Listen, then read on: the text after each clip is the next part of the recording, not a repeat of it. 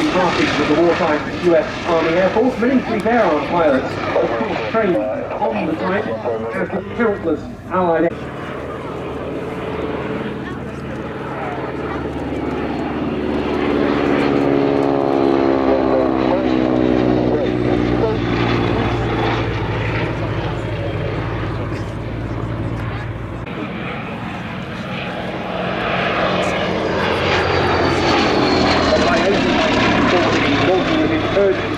protection. So we decided to form a flight of Gladiators RAF Hull Staff, composed of RAF and Fleet Air Arm personnel, and the Sea Gladiators were assembled and became, for 10 days, the sole fighter force defending Malta.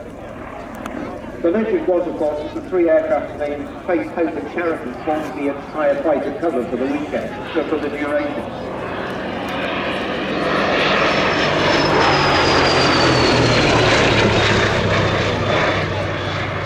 Actually, more than 3 aircraft were operational, although not always at the same time.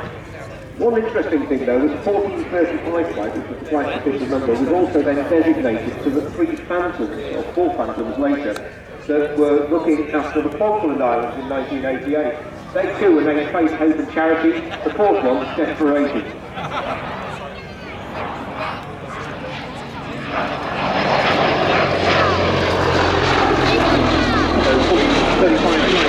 Traditionally subsequently adopted after the RAF retirement of the Phantom by Tornado F3s and today by Eurofighter Typhoons. In Malta, the Gladiators, the Sea Gladiators, put up a dogged defence, though inevitably they found themselves more effective against the Fiat CR-32 and CR-42 biplanes.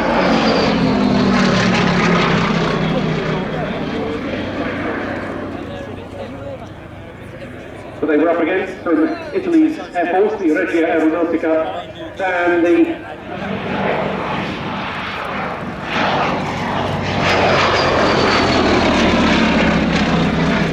it was fought at the height of the battle on the 1st of August 1940 at Rowborough in Plymouth to defend not just that part of the UK, but especially the vital naval dockyards in Plymouth.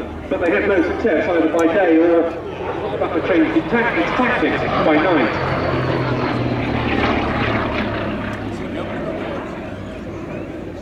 In the official record of fighter squadrons that contributed during the Battle of Britain, there's also a Fleet Air Arm unit to be found, 804 Squadron, with Sea Gladiators flying from Haxton on Orkney.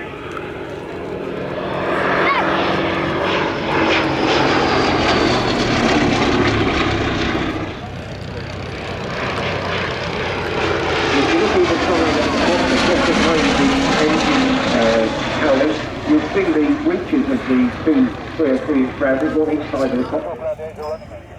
T6 clear display. There we go. An aircraft with the markings of number 73 Squadron, Royal Air Force, as flown by New Zealander Cobber Cade. A dark taken aircraft against a dark sky, alas. This is the 1860 model of Kenneth Aviation, which now lives here as old.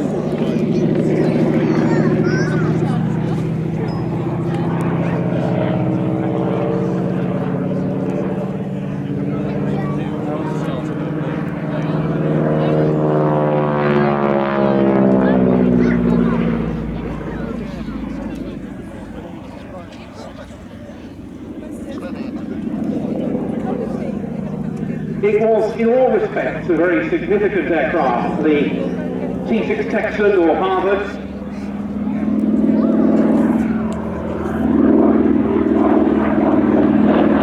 Because quite apart from the number of Allied planes, both before, during and after World War II, it also made the name of its manufacturer, North American Aviation.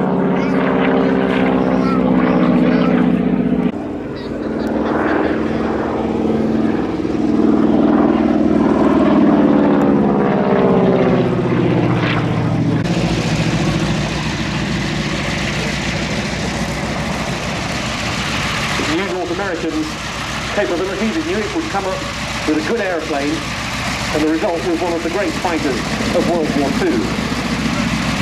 took a little while to perfect the initial design. The North American BT-1 was supplied as the Harbour Class 1 to the RAF from 1938 onwards.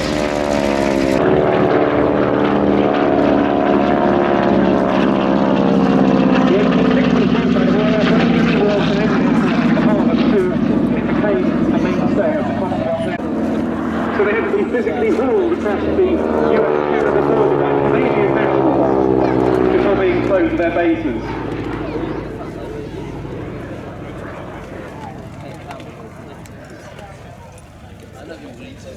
In the UK, because of the risk of aerial attack, there was a need identified to move training efforts to locations further afield, away from the possible attentions of the enemy. And the UK-based service flying training schools equipped with RC-3 as short air control platforms, the RAF also used them in Malaya for light strike duties against communist gangs, and France's armée de l'air also used the aircraft on the front line in the war in Algeria.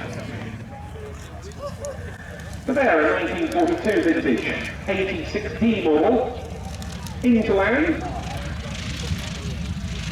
courtesy of Tennis Aviation, and that was John Beattie giving us.